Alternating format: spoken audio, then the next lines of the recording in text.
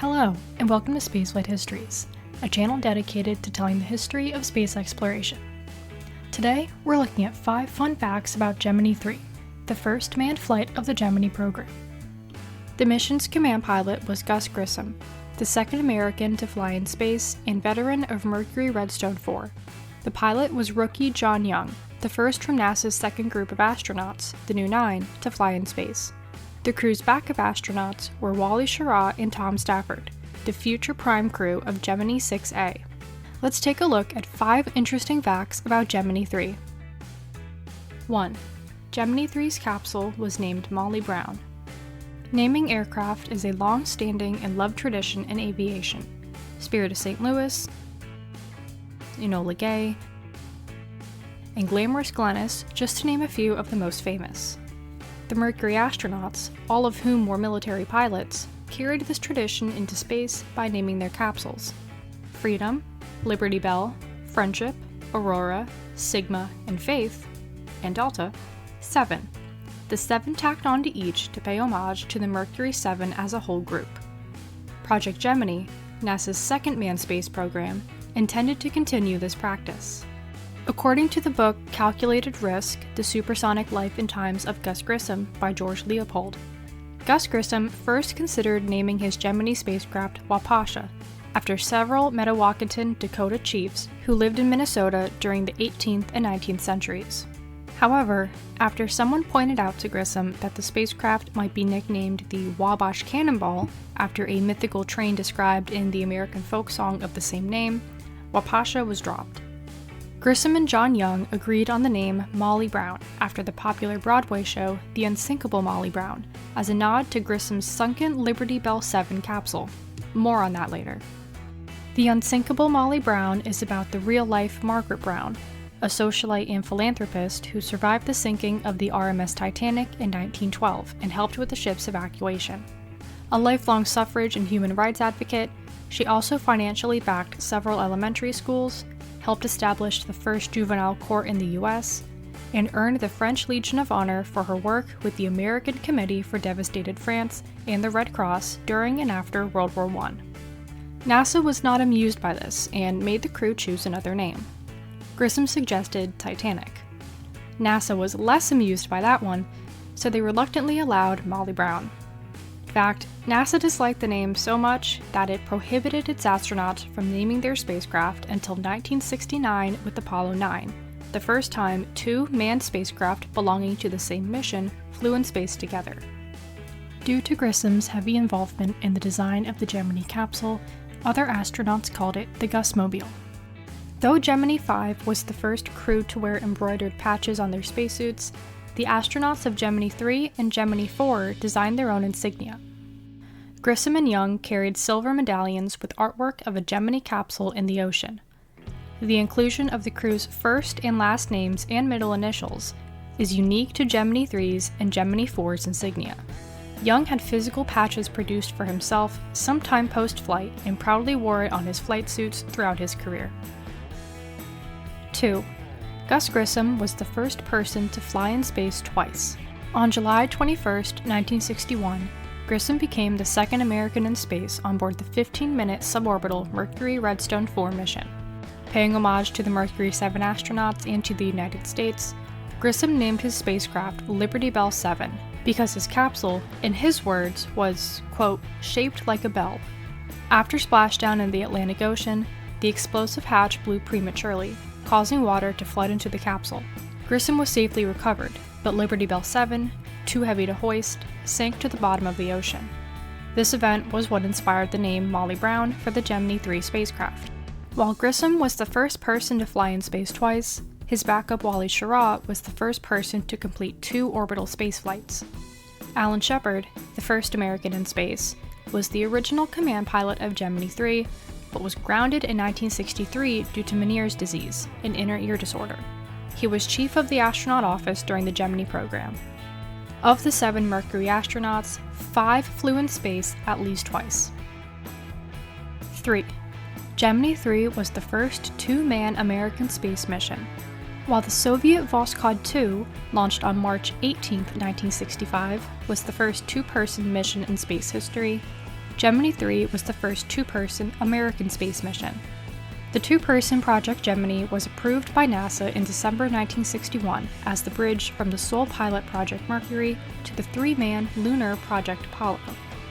All tasks astronauts would perform on their journey to and from the moon were tested and perfected during Gemini, including EVA, rendezvous, docking, and spending extended periods of time in microgravity. Originally called Mercury Mark II, Gemini is named after the constellation of the same name, also the Latin word for twins. Gemini 3 lifted off from Launch Complex 19 on Cape Kennedy on Tuesday, March 23, 1965 at 9:24 a.m. local time. It was the first manned launch of a Titan rocket and the first manned launch from Launch Complex 19. The Titan II Gemini launch vehicle was a two-stage liquid-fuel man-rated launch vehicle derived from the Titan II intercontinental ballistic missile. They were manufactured by Martin, had a height of 109 feet and a diameter of 10 feet, and a payload to low Earth orbit capacity of 7,900 pounds. Its first stage was powered by a single Aerojet LR-87 engine with two combustion chambers and nozzles, and the second stage was powered by a single Aerojet LR-91 engine. Both engines use Aerozine 50 as fuel and nitrogen tetroxide as oxidizer. Aerozine 50 was developed by Aerojet specifically for the Titan II rocket and was later used by the Apollo lunar module. A quirk with the Gemini Titan II was the holes in its fuselage. The rocket's second stage engine burned while the first stage was still attached. According to John Young in a 1998 interview with Smithsonian Magazine, this was called fire in the hole. To prevent the buildup of hot gases, 16 rectangular exhaust ports were located at the forward end of the first stage's fuselage to vent the gas as the LR-91 engine burned. The Gemini Titan II was the only human-rated Titan launch vehicle. Launch Complex 19 was built in the late 1950s to support Titan rocket launches. After 15 Titan I launches from 1959 to 1962, it was converted to support Titan II Gemini launch vehicles, 12 of which, 10 manned and 2 unmanned, launched from 1964 to 1966. The most notable modification was the addition of a white room, an environmentally controlled, room that contained and processed the Gemini spacecraft before liftoff. It sat atop the booster erector and was how astronauts got into the capsule. In spring 1967, the complex was deactivated and mothballed. Its service tower and umbilical were demolished in 1977, and the launch pad was demolished in the early 2010s. Fortunately, the White Room was restored in 2003 and moved to the Air Force Space and Missile Museum, now the Cape Canaveral Space Force Museum, where it still sits. Gemini 3 was also the final mission controlled from Florida instead of Houston, Texas. It and the prior Mercury missions were controlled by the Mercury Control Center on Cape Kennedy Air Force Station. The MCC was added to the National Register of Historic Places in 1984 and served as a stop for tourists visiting the Cape until the 1990s. The building, full of asbestos and in poor condition due to decades of exposure to the coast's salty air, was demolished in 2010. Fortunately, the control room consoles were rescued and refurbished and can now be seen in their original configuration at the Kennedy Space Center Visitor Complex. The Mission Control Center at the Manned Spacecraft Center in Houston, Texas, monitored Gemini 3 in a backup capacity. Capsule communicators, or CAPCOMs, for Gemini 3 were Mercury veteran Gordon Cooper at the Cape and rookie Roger Chaffee in Houston. There have been a number of two-person missions in American space history, beginning with the 10 manned flights of the Gemini program in 1965 and 1966. The first 4 flights of the Space Shuttle, STS-1 through STS-4, carried 2 astronauts each. As of 2025, there have been 3 American two-person missions in the 2020s. SpaceX Demo 2, the crewed flight test of the SpaceX Crew Dragon, and Boeing Crew Flight Test, the crewed test flight of Boeing Starliner, each had a crew of 2. SpaceX Crew 9 was scheduled to transport a crew of 4 to the International Space Station, but due to technical issues with Starliner, launched with a crew of only 2. The Soviet Union conducted a number of two-person missions in the 60s, 70s, and 80s. 4. Gemini 3 smuggled a sandwich into space. Off A1A in Cocoa Beach at the Ramada Inn stood Wolfie's Restaurant, a family-friendly joint frequently visited by astronauts. One of Gemini 3's mission objectives was to evaluate NASA's new in-flight food packaging, reconstitution method, and taste. Space food flown on prior Mercury missions came in toothpaste-like tubes and in the form of crumbly, bite-sized cubes. During Gemini, NASA had its astronauts try food cubes coated in gelatin to minimize crumbling and rehydrating food with the water gun. Astronauts did not like the cold, mushy food. Wally Schirra, one of Grissom's friends and his backup, got the bright idea to have John Young bring a fresh sandwich on the flight to surprise Gus. Schirra purchased a corned beef on rye from Wolfie's, and Young smuggled it in the pocket of his flight suit. About 2 hours into the flight, Young pulled out the sandwich and presented it to his commander. Grissom took a bite, neither he nor Young expecting the smell to be so pungent. Crumbs and caraway seeds began to fill the cabin, so Grissom shoved the sandwich into his suit pocket. It was a miracle the crumbs didn't interfere with the spacecraft's electronics. And that would have been the end of the story, had no one back on Earth taken notice. This 30-second stunt drew scrutiny from Congress and NASA Administrator James Webb, who felt the Manned Spacecraft Center needed to tighten its reins on its astronauts. George Mueller, the head of the Office of Manned Spaceflight, promised Representative George Shipley, who was especially appalled at the astronauts' antics, that NASA would take steps, quote, to prevent recurrence of corned beef sandwiches in future flights, unquote, while clarifying there was, quote, no detriment to the actual carrying out of the mission because of the ingestion of the sandwich, unquote. Manned Spacecraft Center Director Bob Gilruth was more lenient, telling Congress that humor helps, quote, break up the strain, unquote, of spaceflight. His boss Webb disagreed, stating the stunt, quote, was not an adequate performance by an astronaut, unquote. Remember, this was over a sandwich, and it didn't even have mustard. Neither Grissom, Young, nor Schirra, who orchestrated the whole thing to begin with, received any reprimand. 60 years later, the infamous sandwich is probably what the first manned Gemini mission is most remembered for. True to Mueller's word, no corned beef sandwich ever flew in space again. With one exception. In 1981, when Young commanded his 5th spaceflight and the first flight of the Space Shuttle program, space-rated corned beef sandwich cubes were on his menu. 5. Gemini 3 was the first to perform an orbital maneuver. At the end of its first orbit, Gemini 3 became the first manned mission to perform an orbital maneuver. The spacecraft's orbit attitude and maneuvering system engines burned for 1 minute and 14 seconds to lower Gemini 3's orbit from 100 miles by 139 miles to a near-circular 97 miles by 105 miles. It burned for a second time 45 minutes later to change the spacecraft's orbital inclination by only 0.02 degrees.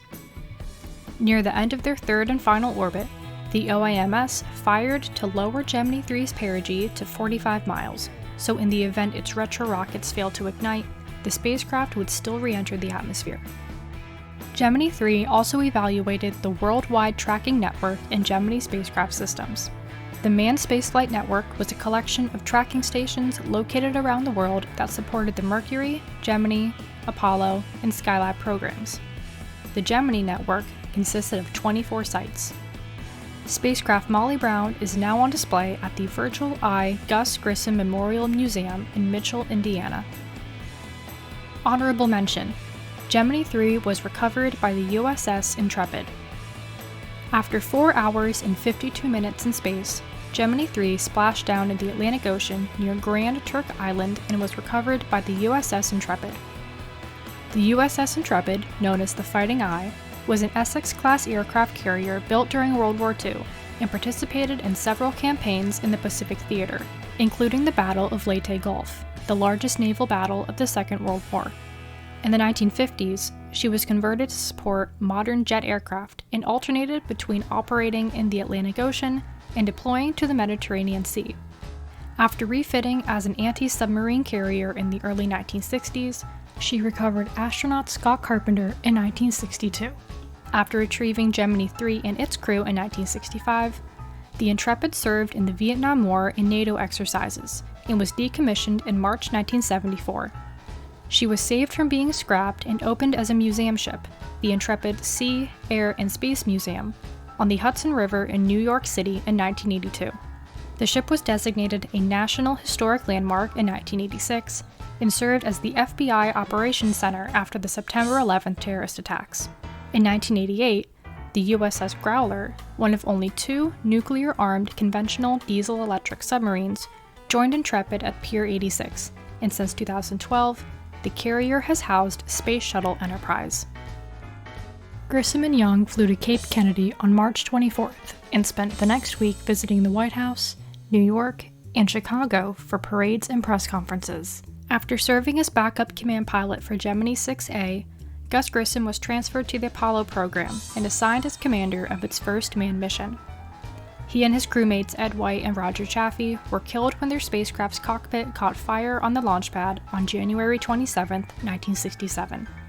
John Young flew in space another 5 times, as command pilot of Gemini 10 in 1966, command module pilot of Apollo 10 in 1969, commander of Apollo 16 in 1972, commander of STS-1 in 1981, and commander of STS-9 in 1983. He also served as chief of the astronaut office from 1974 to 1987. Retiring in 2004, Young is the longest-serving astronaut in history. In 2010, a replica Gemini Launch Vehicle 3, made from a restored Air Force Titan II missile and a mock-up Gemini capsule, was erected at the Kennedy Space Center Visitor Complex's Rocket Garden. Gemini 3 successfully tested the manned space capability of the Titan II rocket and Gemini spacecraft. It was the jumping-off point for the highly ambitious Gemini program. The next mission, Gemini 4, would push the human body to its limits by having an astronaut walk in space. Thanks for watching, and I hope you learned something new today. As always, my sources can be found in my Gemini 3 web article linked in the description, and if you want more space history, hit subscribe and I'll see you next time. I've been Erin, and this has been Spaceflight Histories.